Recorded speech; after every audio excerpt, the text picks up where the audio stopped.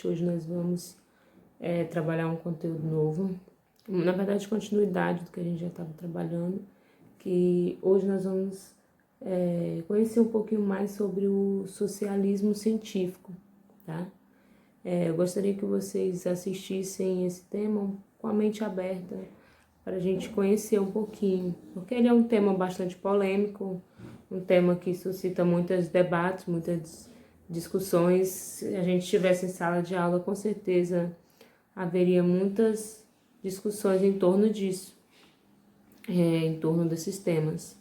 Mas antes eu tenho aqui alguns livros para apresentar para vocês a respeito dessa temática. Eu tenho aqui a Ideologia Alemã, certo? Que é o livro do Marx e do Engels, tá? Um livro pequeno.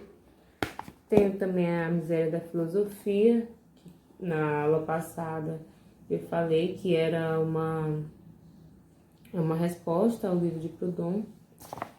Tenho aqui o Manifesto do Partido Comunista, que era um simples panfleto do Marx, olha o tamanho do panfleto dele. Que temos ainda aqui um prefácio, né, que adicionaram ao conteúdo.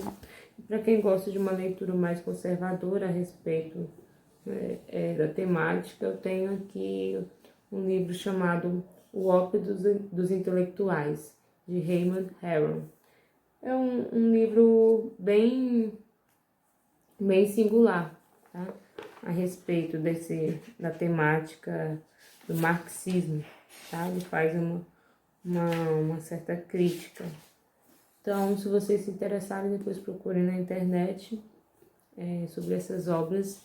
Vamos lá. Bem, o socialismo científico, ele é chamado de científico justamente pelos próprios autores principais, que vai ser o Marx, Karl Marx e o Engels, que viveram no contexto de efervescência da industrialização. Nesse mesmo contexto, havia uma classe de trabalhadores que já havia se organizado através dos sindicatos e tudo mais, mas que ainda estavam fragilizados pelas consequências da industrialização, pelo trabalho excessivo, pela insalubridade do local, enfim, todas essas questões trabalhistas que envolviam a época, baixos salários. Então, eles estavam inseridos nesse contexto. Marx, justamente nesse período de revolução, Marx começa a desenvolver uma crítica à teoria social, que até então era vigente na época. Ele vai se apoiar em basicamente 3 movimentos intelectuais da época. Primeiro, a filosofia alemã de Hegel, que foi fundamental para a construção da sua ideia de materialismo histórico, que a gente vai ver mais adiante. O socialismo francês, de Saint-Simon e Fourier, como a gente já abordou, também vai ser essencial. E também, obviamente, ele vai se fundamentar na economia política inglesa, principalmente Adam Smith e David Ricardo. Então, esses vão ser a sua principal fundamentação, né? Marx, ele trouxe uma reformulação das ideias, das teorias sociais vigentes à época.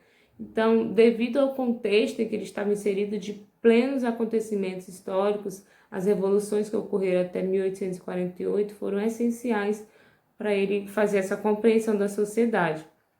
E ele vai enxergar nesse livro aqui, o Manifesto do Partido Comunista, ele vai mostrar que ele entende, né, na verdade, que a história da humanidade é a história da luta de classes. Daí ele vai mostrar assim, que desde o início, tá, desde os primeiros sistemas econômicos, vai haver sempre um grupo dominante e um grupo dominado, né, entre homens livres e escravos, patrícios e plebeus, barões e servos, patrões versus assalariados. Todo esse contexto ele vai demonstrar o quê?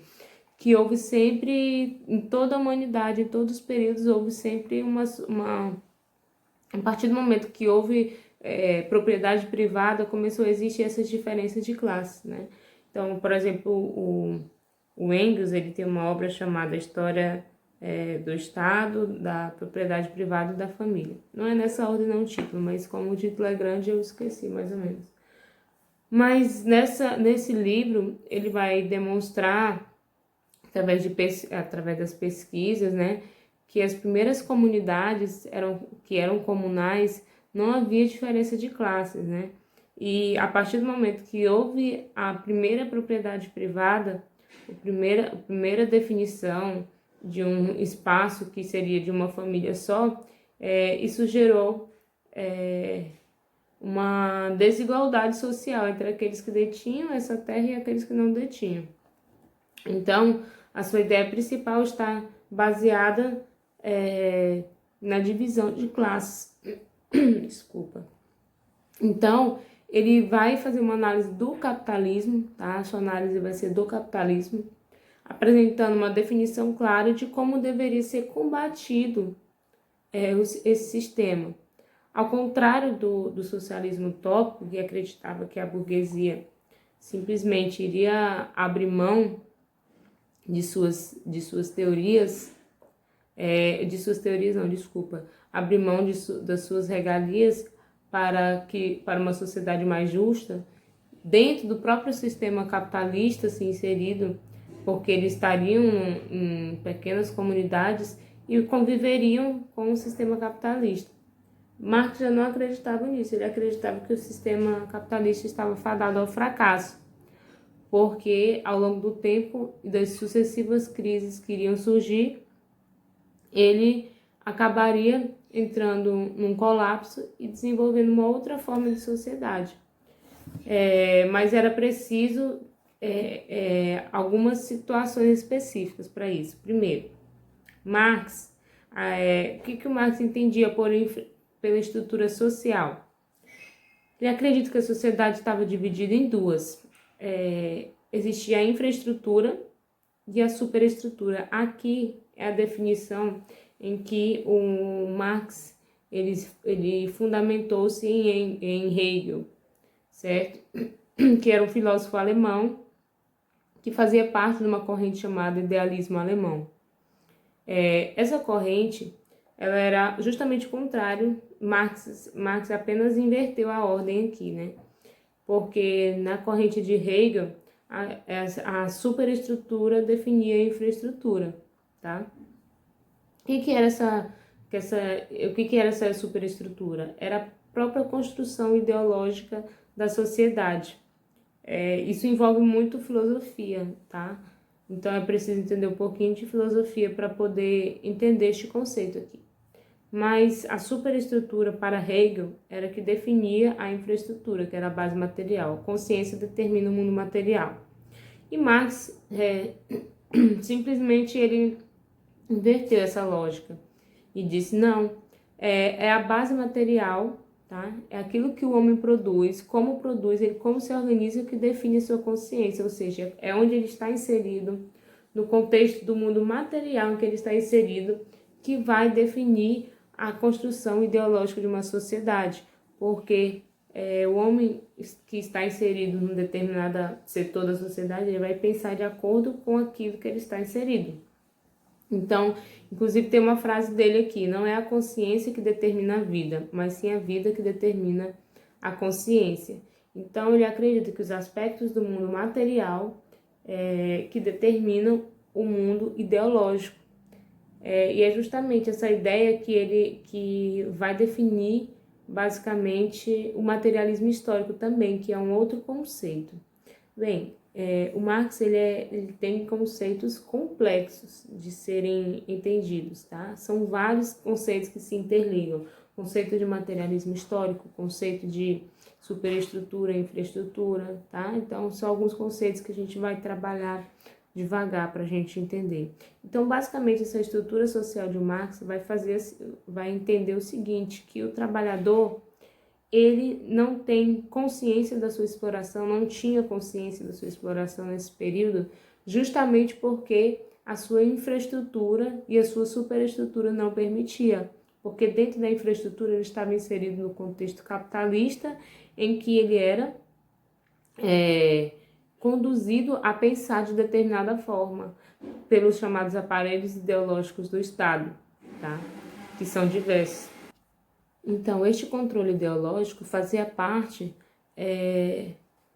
de uma dominação que fazia com que o indivíduo ele não compreendesse que ele era explorado. Então, só a partir desses fenômenos ideológicos que o homem pudesse compreender que estava sendo explorado, que ele poderia conduzir para uma mudança social. Então, Marx ao escrever o Manifesto do Partido Comunista, na verdade, desculpa, a ideologia alemã, ele escreve esse livro, ele escreve essa obra antes dos 30 anos. Lenin não conheceu essa obra, não chegou a ter acesso a essa obra, e não conheceram o método de Marx, ou seja, a aplicação de Lenin na Rússia, ela não foi baseada na totalidade da obra de Marx, porque ele não chegou nem a conhecer essa totalidade da obra, porque para entender Marx não havia como entender sem antes ter acesso a algumas das suas obras primordiais, como a ideologia alemã, certo?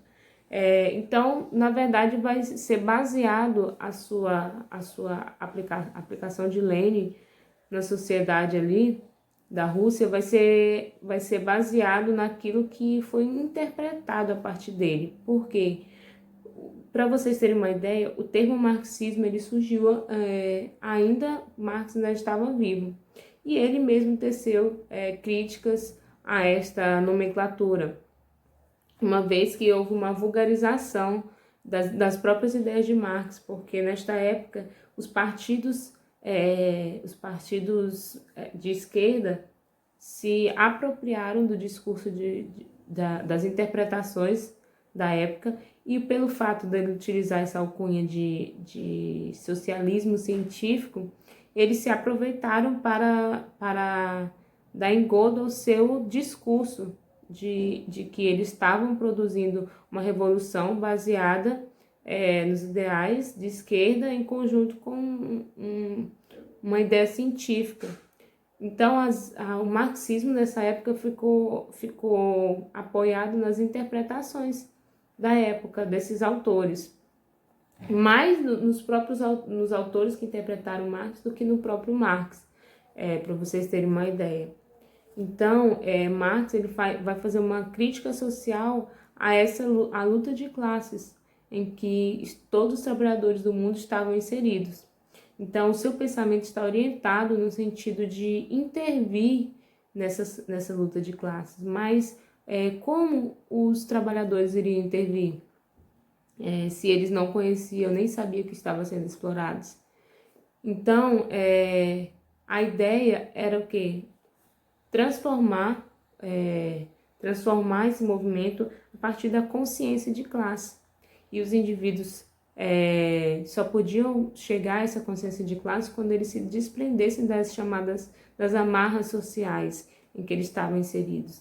Daí vem a crítica à mídia, vem uma crítica ao ensino que era totalmente controlado pelo Estado, vem uma crítica à própria religião, né? Daí essa frase que, na verdade, assim, ela foi reinterpretada por Marx, né? Aquela famigerada frase que faz com que os cristãos tremam, né?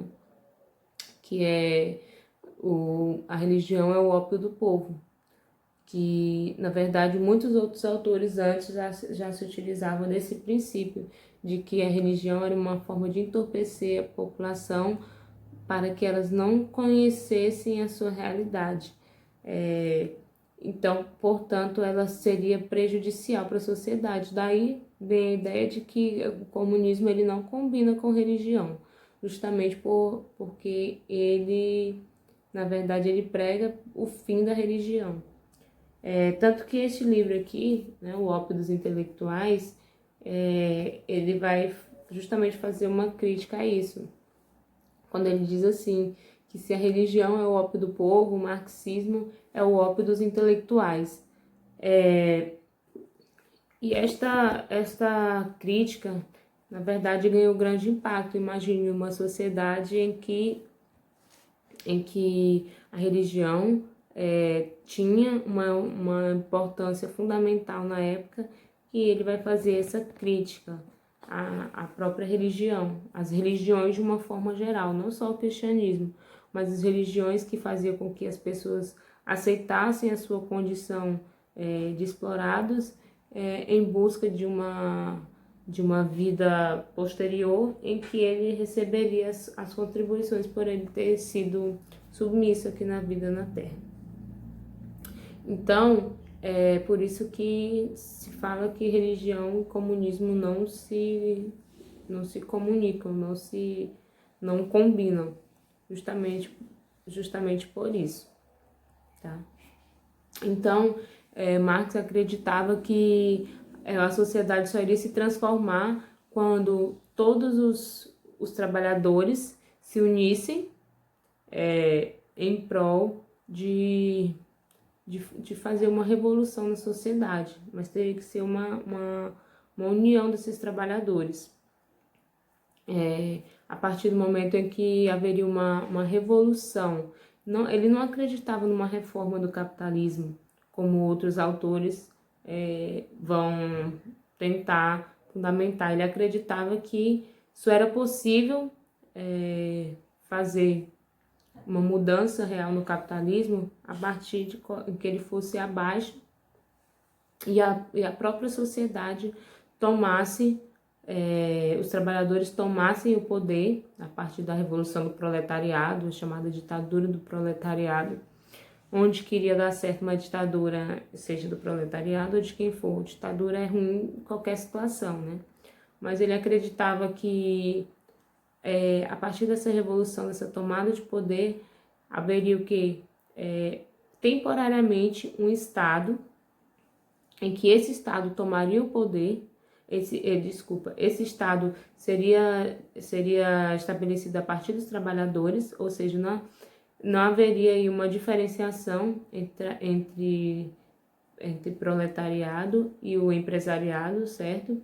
Porque haveria a estatização dos meios de produção, todas as empresas se tornariam do Estado, certo? E da própria dos meios de comunicação também, porque eles não mais controlariam a forma de pensar da população. A educação seria um direito de todos, e imaginei o contexto da época em que isso não era uma realidade. E todos deveriam trabalhar e receber conforme a sua produção e conforme a necessidade também. Então, essa superação, esse estágio aí seria o estágio do socialismo, tá? Existe uma diferença entre o socialismo e o capitalismo. Então, por quê? No sistema capitalista, existia um conceito de mais-valia. O que era essa mais-valia para Marx? Bem, a mais-valia seria o seguinte: o trabalhador, digamos que ele trabalha, um trabalhador aqui no Brasil, trabalha 8 horas e recebe 1.045. Dessas 8 horas, ele trabalha 4 horas para conseguir produzir esses 1.045 para o seu patrão. As outras horas excedentes aí seria o lucro do patrão. Então, seria como se ele trabalhasse de graça pelo que ele produziu, certo? Então, esse excedente justamente seria aquilo que é chamado de exploração por Marx, certo? Então, nesse contexto, era justamente essa exploração que o Marx queria acabar. Essa exploração em que uma pessoa vende a sua força de trabalho para outra e acaba sendo explorado pelo fato de que ela ganharia muito mais se ela tivesse trabalhando para si mesma, por exemplo. Então, no Estado socialista, essa situação não ocorreria, em tese, tá? Então,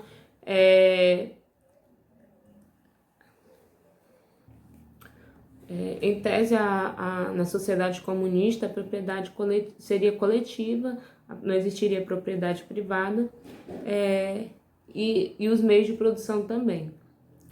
Bem, para vocês entender um pouco, o socialismo ele seria uma fase, tá? Todos os países ditos comunistas no mundo, eles não são comunistas. O comunismo, aos moldes de Marx, nunca existiu. Por quê? Bem, o comunismo seria a última etapa desse desenvolvimento, tá?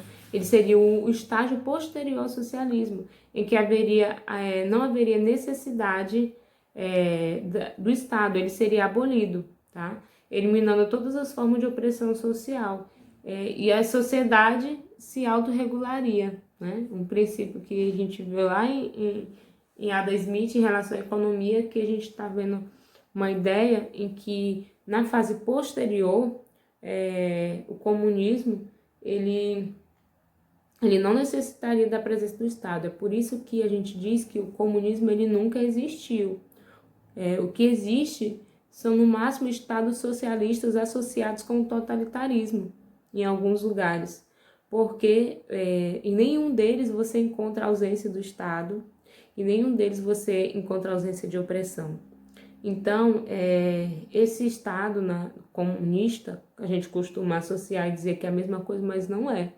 Marx ele não colocou o comunismo como um lugar em que haveria a presença do Estado. Pelo contrário, o comunismo seria a última etapa, o socialismo seria um período de ditadura em que o proletariado trabalhador é que tomaria o poder e por um determinado período seria necessário a presença do Estado. Já no comunismo não, seria justamente a ausência do Estado e a ausência de qualquer forma de opressão, uma vez que a sociedade atingiu um nível de desenvolvimento em que não estaria prendida às amarras sociais e, portanto, não necessitaria desse tipo de opressão. Então, como eu já disse, a sociedade idealizada por Marx e Engels nunca chegou a acontecer. O que chegou a acontecer foram interpretações, durante a Revolução Russa, por exemplo, interpretações das ideias de Marx, e os estados, a China, a Coreia do Norte, Cuba, nenhum é comunista. Como eu já disse, são no máximo estados que tentaram implantar o socialismo para posteriormente tentar implantar o comunismo. Então, gente, deixem as perguntas aí. Se vocês tiverem dúvidas, é só me procurar, certo? Este foi o conteúdo de hoje. Até a próxima aula.